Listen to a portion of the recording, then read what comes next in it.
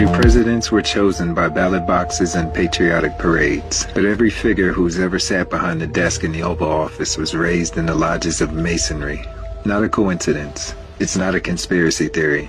It's a lineage, a brotherhood of oaths. Every signature a silent contract. The domes of Washington, the temples they call capitals, all repurposed as Masonic machinery, resonators to siphon and redirect the people's energy into their current. Freemasonry is painted as a fraternity of brotherhood and charity, but peel back the apron, and you find a darker current. And within Masonry, they tell you there are degrees, 33 of them by official count. But here's the trick.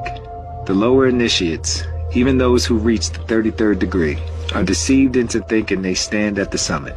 They believe they have scaled the mountain, but in reality, they are still standing at the foothills. The true summit is hidden, occupied by the bloodline that sits above degrees, the parasitic bloodline that has ruled everything for longer than you can imagine. And it's the same bloodline from which your so-called presidents descend, without exception, Donald Trump included. The figurehead changes, but the lineage stays the same. And yet, Trump has played his role differently. He has updated the Masonic playbook for the modern stage. He did not hide in subtle gestures alone. He brought sorcery into the center ring of politics. All of his chants, all of his slogans, all of his rallies, ritual theater disguised as campaigning. He said, "Let's make America great again," a phrase repeated like a mantra, looped endlessly, drawing billions into consent, words as incantation, using language as spell work. He didn't simply run for office. He conducted a mass initiation, binding the collective into a false golden age. And what he promised was revival, but what he will deliver will be a descent, a guided march into the digital abyss. Just look at his hands. Again and again, he flashes the inverted triangle. To the untrained eye, it's just a quirk. To the initiated, it's a proclamation. The downward pointing triangle is one of the oldest glyphs, the sign of the feminine principle, water, receptivity, the womb itself, the yoni, the gate of life. A sacred symbol that once honored creation has been inverted and refashioned into a badge of allegiance. By holding that mudra before the cameras, Trump signals his bond. He damn sure isn't nervous. He's never fidgeting. He's speaking in the silent language of the order. And this takes us deeper, back to the goddess from which the symbol originates, Ishtar, goddess of fertility that governs descent and rebirth. She is the portal, the womb, the gatekeeper of cycles. To them, her womb is not sanctum of creation, but the trap of incarnation, the matrix that binds souls to matter. They worship her because they seek dominion over that gate. And this ties to their central myth of Hiram Abiff, the master builder of Solomon's temple.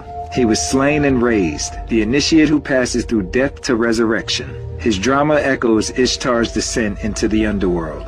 The feminine womb and the masculine builder. Bound together, they form the twin pillars of Masonic sorcery. When Trump flashes the inverted triangle, he is proclaiming loyalty to both currents. The womb of Ishtar and the builder's word. His rhetoric of building and greatness is not politics. It's ritual theater. It is Hiram reborn, swearing before the pantheon that his temple will not be of stone, but of circuitry. The cosmic portal of life has been hijacked, no longer honored as divine, but inverted into a sigil of control. Trump is bold because he doesn't whisper his allegiance. He shouts it through every gesture. Where others cloak their symbolism in subtle robes, he drapes it openly. Where others played the quiet fraternity man, he plays the loud magus, the sorcerer who turns politics into spell work. And now billions follow his voice, thinking he's a savior, a warrior for freedom, not knowing they march into circuitry, into the digital labyrinth. Trump is not simply a politician, he is the boldest Freemason of them all. The magi who turned the campaign trail into a ritual theater, the corporation into a temple of siphoning, the inverted triangle into his banner.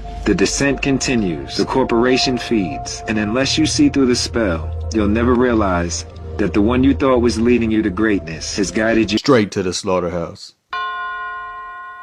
Illuminati, all through your body, blows like a 12-gauge shot.